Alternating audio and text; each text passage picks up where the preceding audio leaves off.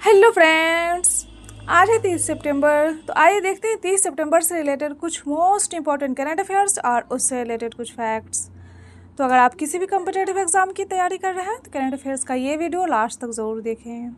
अगर आप इस वीडियो का PDF चाहते हैं तो आप हमारे टेलीग्राम चैनल को ज्वाइन कर सकते हैं।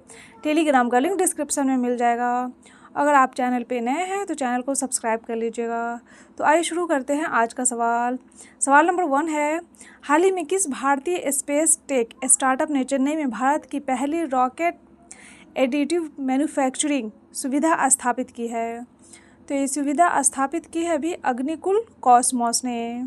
आइए देखते हैं इसके आंसर को डिटेल से।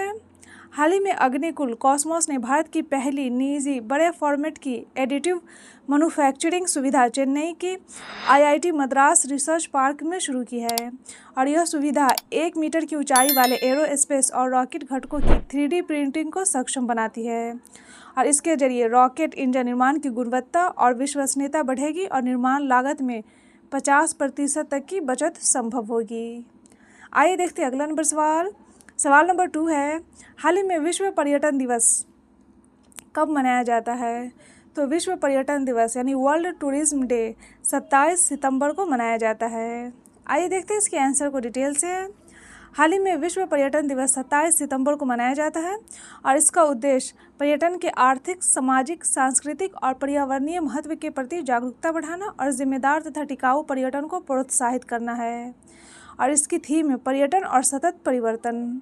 इस दिवस के आयोजन करता है United Nations World Tourism Organization. आइए देखते हैं अगला नंबर सवाल। सवाल नंबर 3 है, हाल ही में भारत के किस राज्य ने कैल्मा मणि पुरस्कार 2021-23 प्रदान किया है? तो ये प्रदान किया है अभी तमिलनाडु सरकार ने।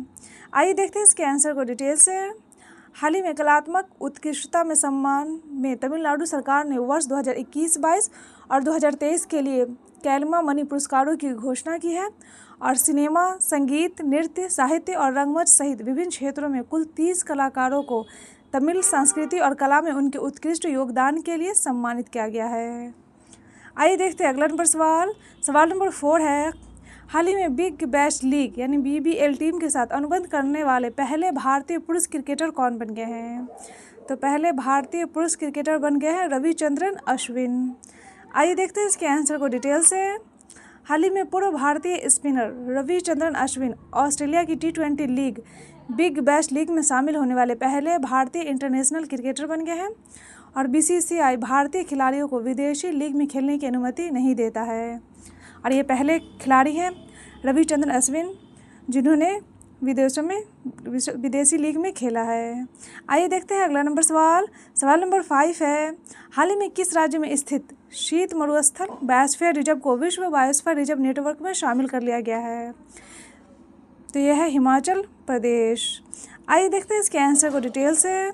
हाल ही में हिमाचल प्रदेश स्थित शीत मरुस्थल बायोस्फीयर रिजर्व को यूनेस्को ने विश्व बायोस्फीयर रिजर्व नेटवर्क में शामिल कर लिया है और चीन के होंगजाओ में आयोजित विश्व बायोस्फीयर रिजर्व कांग्रेस में यह घोषणा की गई है और यह बायोस्फीयर रिजर्व भारत के पश्चिमी हिमालय में लगभग 7,770 वर्ग किलोमीटर में फैला हुआ है।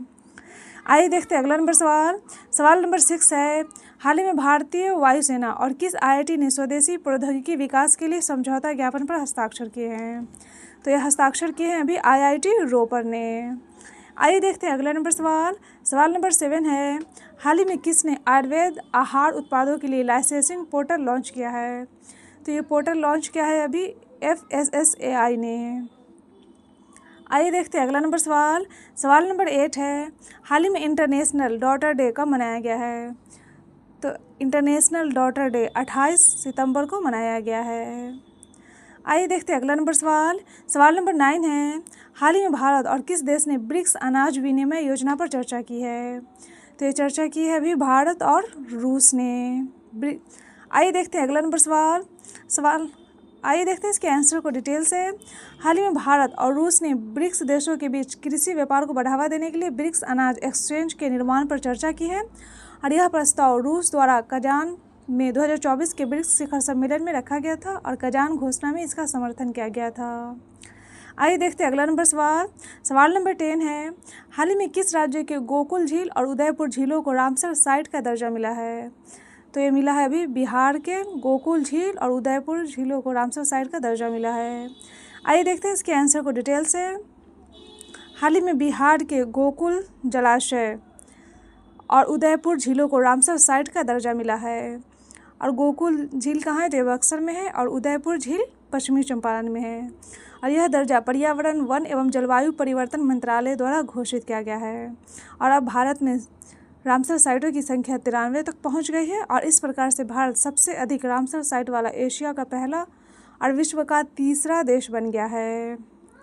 तो यह था डेली करंट अफेयर्स का वीडियो। अगर आपको ये वीडियो अच्छा लगा हो तो वीडियो को लाइक कर दीजिएगा और चैनल को सब्सक्राइब कर दीजिएगा और अपने दोस्तों के साथ शेयर भी कर दीजिएगा। Best of luck, take care.